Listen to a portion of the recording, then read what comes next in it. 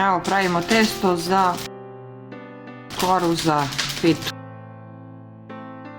Stavili smo 2 kašike ulja. Dodat ćemo vodu, brašno, malo soli i mesiti testo. Evo, testo je skoro gotovo. Testo mora da bude mekano, ali ne sme da se lepi za ruke.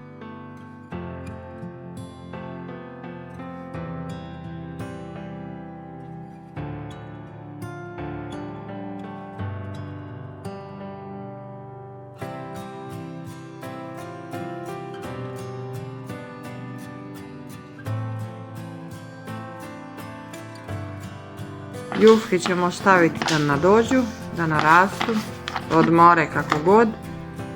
Namazat ćemo ih uljem, da se ne bi sušile. I stavile na neku pobrašćenu površinu.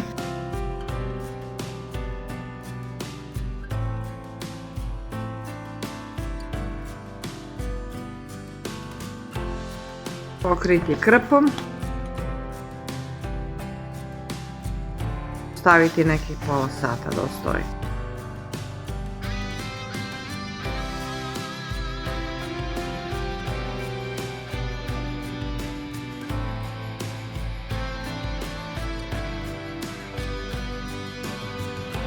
Testo je stajalo nekih pola sata, premazano uljem i pokriveno krpom.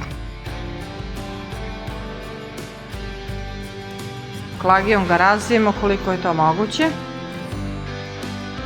Namažemo uljem koru. Da svuda bude ravnomerno namazano.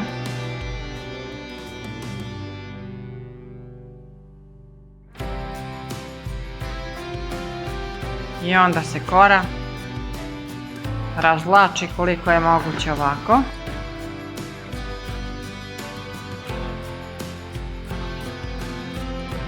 Bude što tanja. Stolnjak je posut brašnom da se ne bi lepilo.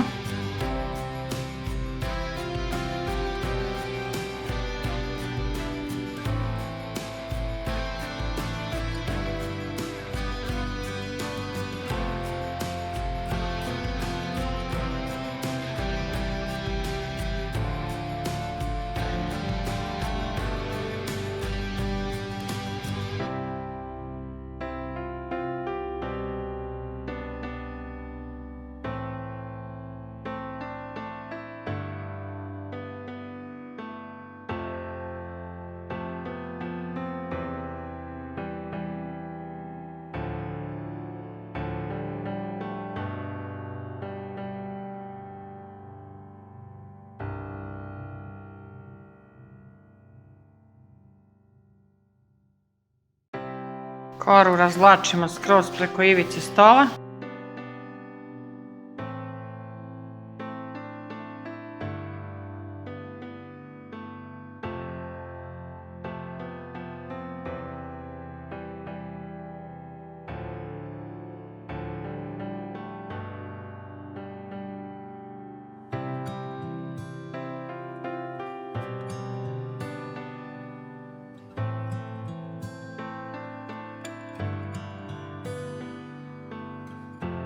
Prethodno smo pripremili sitno naseckan ili narendan krompir, ali bolje je naseckan.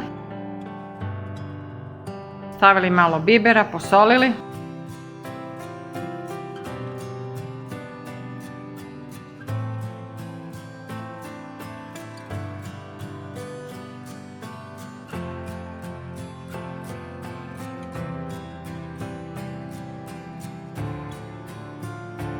Sad je na redu stavljanje fila od krompira, krug svuda.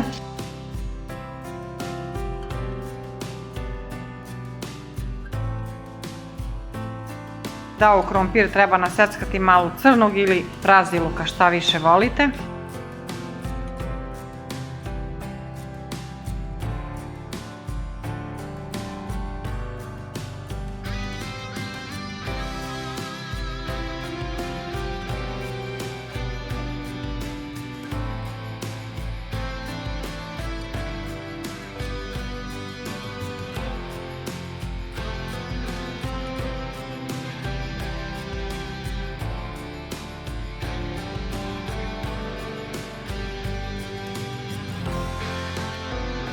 prebacujemo krajeve kore skroz u krug.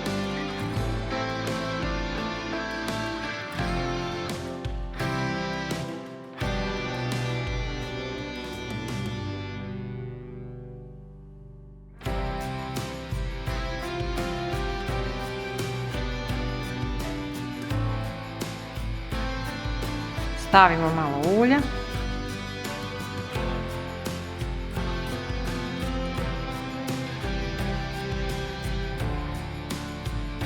I onda polako urolamo koru zajedno sa filom.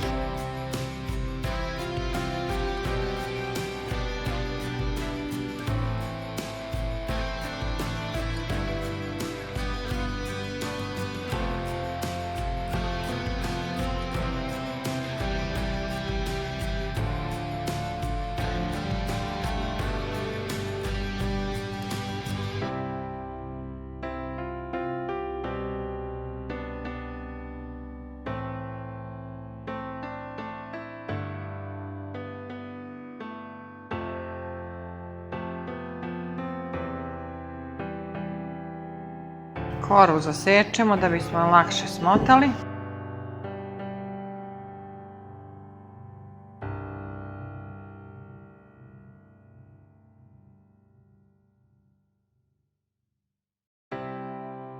Još je malo razvučemo rukama.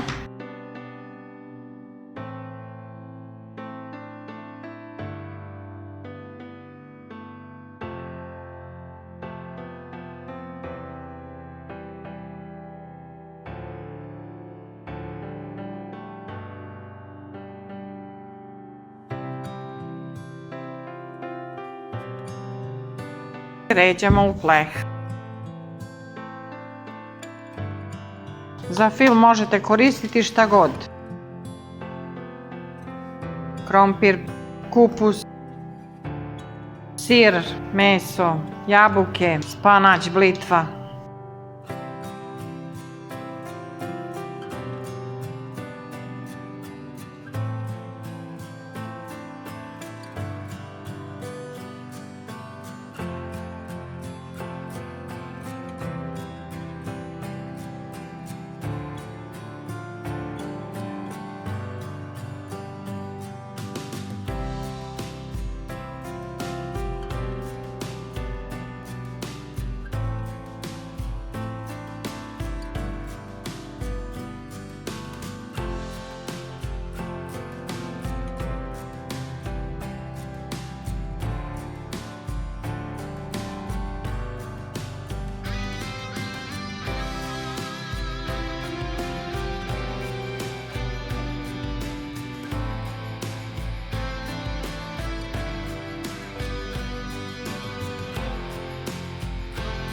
Pita je gotova.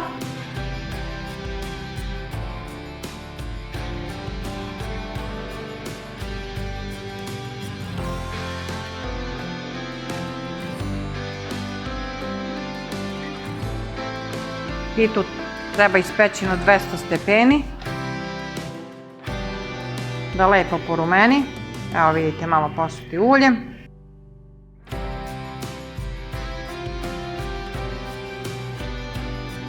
Dvadeset minuta, znači pečemo. Evo pita je ispečena. Prelivamo sa 2,5 decilitra vrele vode i vratimo još par minuta u pećnicu.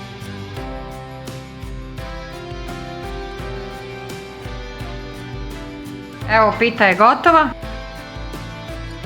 Pa možemo da je probamo.